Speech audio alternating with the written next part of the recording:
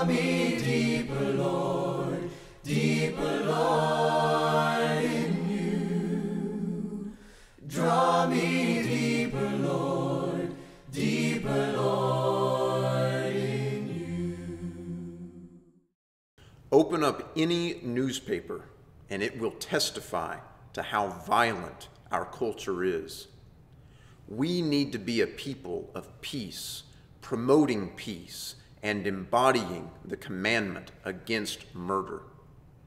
Brad McKinnon is the Dean of Students at Heritage Christian University, and he preaches for the Plainview Church of Christ. In this lesson, he helps us think about the sixth commandment.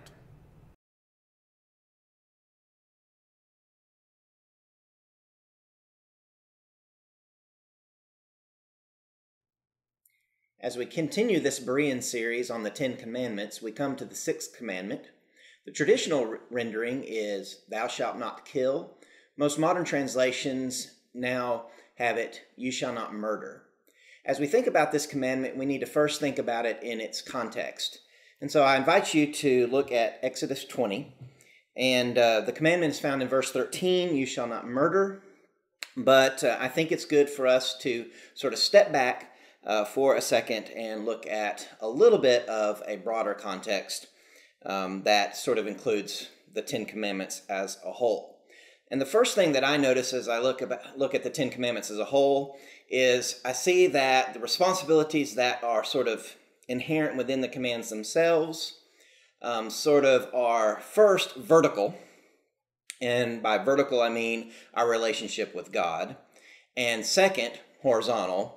Or by that, we're thinking relationship with each other, those sort of interpersonal relationships we have with each other. And so you notice that as the commandments begin, it's about relationship with God. You shall not make for yourself an idol. You shall not have other gods before me. You shall not make wrongful use of the name of the Lord your God. Remember the Sabbath day, and so forth and so on. But then when we get to verse 12, the commandments take a more human, interpersonal sort of context. And it's natural for the first sort of horizontal, interpersonal one to be honor your father and your mother, because those are the first interpersonal relationships that we have. So as we're born and we begin to grow and develop relationships, our first relationships are with our mothers and our fathers. Hopefully those are good relationships. Hopefully those are safe spaces. And so it's very natural for us to think about how to relate to our parents in a way that, as the commandment describes, could be described as a relationship where there's honor or there's respect. But as we begin to mature and we begin to come of age, obviously then we begin to experience interpersonal relationships outside of that earliest dynamic. And so we see, for instance, in the early part of Genesis, you see the relationship between Adam and Eve and their children, and then the first archetypical murder happens just outside of that parental relationship when Cain murders his brother Abel. And so it's very natural then to see from honor your father and your mother, the lead in then is to sort of this baseline ethic we have in verse 13, you shall not murder. And so this is the very baseline of how we treat each other. That we are not to kill one another. And then, of course, from that baseline, you then have the other commandments that others will consider in this series. And so I think it's first important to recognize that in order to have a right relationship with each other, we need to first have a right relationship with God. And so we need to focus on the vertical aspects of our relationship with God first. Then second, we begin focusing on the interpersonal relationships, as we've mentioned, the horizontal relationships. And as we do that, We begin with sort of the earliest primal relationships, the parental relationships, and then as we grow and develop, and as we venture out into the world, we have other relationships, and the baseline for those relationships is you shall not murder.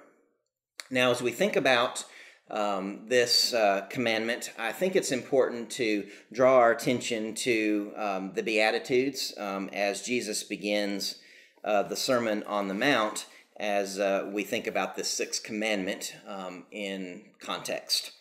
Matthew's Gospel is interesting because if you begin reading Matthew's Gospel, one of the things that you'll notice right at the beginning in the first several chapters is that Matthew seems to be trying to sort of describe Jesus as sort of the ultimate Israelite, or you might say the new Moses. So, for instance, Moses had to be hidden from an evil tyrant who was bent on murdering him.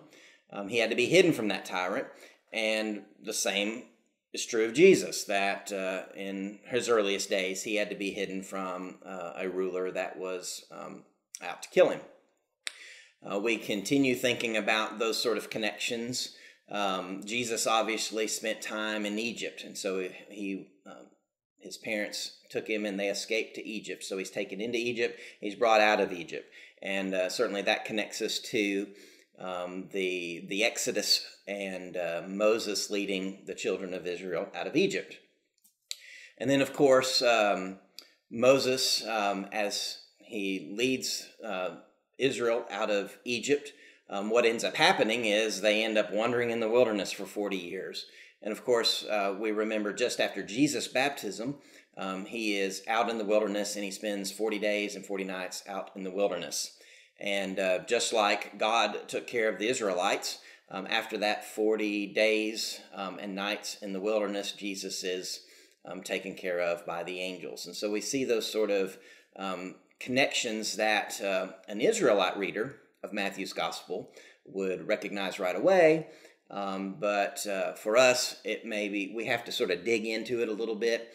But once we notice it, we can't help but sort of make those connections. So when we come to Jesus' public ministry, the beginning of it, here in Matthew 5, it's not surprising that when Jesus begins the Sermon on the Mount, it sounds an awful lot like sort of a new 10 Commandments. Let's read that together, beginning in verse 3. Blessed are the poor in spirit, for theirs is the kingdom of heaven. Blessed are those who mourn, for they will be comforted. Blessed are the meek, for they will inherit the earth. Blessed are those who hunger and thirst for righteousness, for they will be filled. Blessed are the merciful, for they will receive mercy. Blessed are the pure in heart, for they will see God. Blessed are the peacemakers, for they will be called children of God. Blessed are those who are persecuted for righteousness' sake, for theirs is the kingdom of heaven. And so you can see, depending on how you count them, it almost adds up to around 10 new sort of commandments for Jesus' kingdom.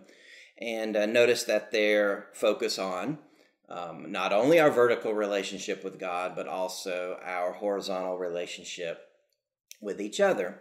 And so after the Beatitudes, or as we're sort of depicting it, this new 10 Commandments, it doesn't surprise us then that Jesus begins thinking about how people had interacted with the 10 Commandments specifically throughout Israel's history. And so very clearly, Jesus is saying that those sort of ancient interpretations of the 10 Commandments, they're not wrong, but they're inadequate. And so Jesus would say in verse 21 of Matthew chapter 5, you have heard that it was said to those of ancient times. And so he thinks back about those ancient interpretations. And he quotes Exodus 20, verse 13, our sixth commandment here, you shall not murder. But then he also includes the interpretation, and whoever murders shall be liable to judgment. And so apparently, the sort of traditional interpretation that had been handed down year after year after year was, if you commit murder, you're liable to judgment, but if you don't commit the act of murder, the commandment isn't necessarily all that concerned about sort of the underlying attitudes or the underlying actions or problems that might lead to such. Here, Jesus is concerned about those things. And so notice what he says after quoting the commandment. Jesus says, "But I say to you that if you are angry with a brother or sister, you will be liable to judgment." And so just like the sort of ancient interpreters had said, if you commit murder, you'll be liable to judgment, Jesus says, if you're angry with your brother or sister, you're going to be liable to judgment. Now, let's think about that for just a second. Now, obviously, Jesus was from time to time angry. And Jesus, in fact, could get very angry when it came to injustices that were being committed against other people. But we see a difference between how Jesus viewed injustices committed against others. He got very angry about that from time to time. And how he thought about those sort of personal slights and insults that he would face. In fact, he would say at one point that if someone strikes you on the cheek, you're to turn the other cheek to them.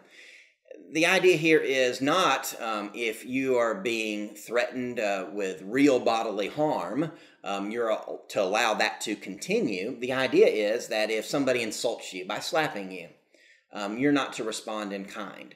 And so here Jesus says that if you're angry with a brother or sister, you're liable to judgment. The idea isn't that somehow that this precludes all anger.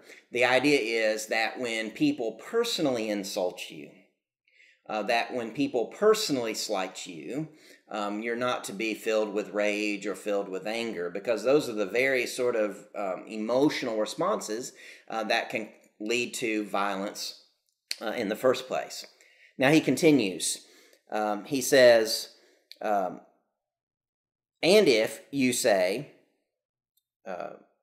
or insult, a brother or sister, you will be liable to the council. And if you say, you fool, you will be liable to hell of fire. And so the idea here is that you're sort of the emotions that run high in our disagreements with others, our responses to their insults are to be considered here. And the idea is that what we have a tendency to do, I think, is we have a tendency to dehumanize our rivals. And so if somebody at work or at school or a family member slights us, what we have a tendency to do is we have a tendency to dehumanize them. And so we begin calling them names. The example Jesus gives here is fool.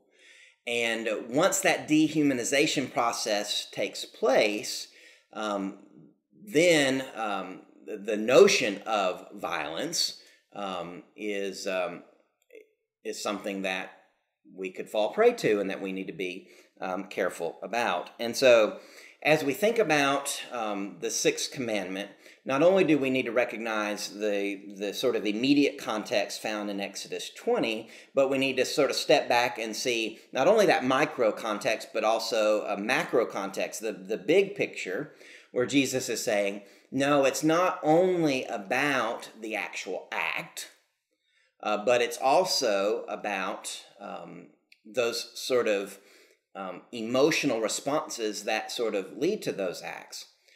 In fact, in planning for this lesson, I did a little research and I was looking at some FBI statistics. And it's interesting that the majority of people murdered in the United States are murdered by people that they knew, people that they already had an established relationship with. Sometimes when we watch the news or we read the latest headlines, we get concerned with sort of these random acts of violence, and we might get real fearful about venturing out because we're scared that we may be subjected to violence by a stranger. But most people, when they are subjected to violence, it's from somebody that they know. And so these sort of emotional responses are key. That we need to avoid those sort of angry responses to these personal slights and these insults that might lead to violence. And we certainly need to avoid the notion that is so easy to fall into, the notion of dehumanizing others. That if this person is my rival, or I consider this person my enemy in some way, I dehumanize them, and therefore any sort of response, even a violent response, is acceptable because they're no longer human. They're no longer somehow worthy of the kind of respect that God expects us to share with each other. And so I think that's important as we think about sort of the broader context of this sixth commandment, you shall not murder. Now, as we sort of wrap up this lesson, many interpreters and Bible students throughout the years have noticed that in Exodus 20, the commandments are very clearly some positive and some negative in how they're written. So, for instance, if we turn back to the original text, our sixth commandment is written negatively. You shall not murder. Don't do this. And so there are some things, as we think about our relationship with God, there are some things when we think about our relationship with others that we're just simply not to do. Now, it's important that our whole spiritual lives don't get defined by what we don't do. You know, sometimes it's easy to sort of think that way. Well, I'm a good Christian, a disciple of Jesus because look at all the things I don't do. Those things are important, but there's the positive side of those things as well. And so interpreters and students and readers have noticed that some are stated positively, things that you shall do. So, for instance, you shall remember the Sabbath day and keep it holy. You shall honor your father and your mother. And so, while most of them are negative in orientation, some of them are positive. And so some have said, well, one of the ways that we can really figure out what these commandments are all about is to take those negative statements, for instance, you shall not murder, and restate it positively. And so I think it might be good to do that as we sort of wrap up this study. So think about how you might restate or describe the sixth commandment, you shall not murder, in a positive way. One of the ways you might do that is simply by saying that not only are we not to do harm, but we are to do active good for each other. And so you shall do active good for your brothers and sisters, those that you come in contact with every day. So it's not good enough, although it's a baseline, it's not good enough simply to avoid harming somebody. We need to do active good in the lives of other people. And so as we think about that and we sort of bring this lesson to a close, most of us probably are never going to be tempted to actually literally murder somebody. But often we are tempted, and often we succumb to the temptation to dehumanize those that we might have interpersonal problems with, so that, yes, we might avoid doing actual harm, but we also avoid doing actual good.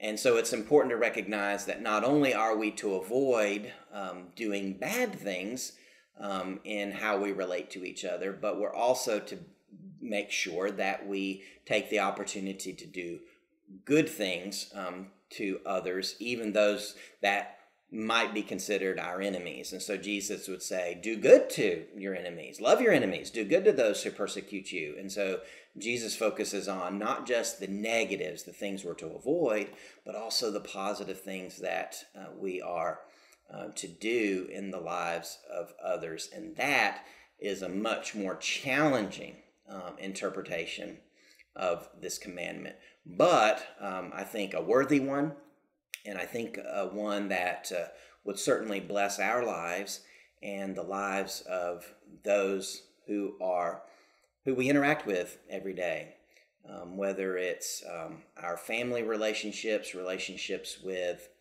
our friends, people in the community, even our rivals.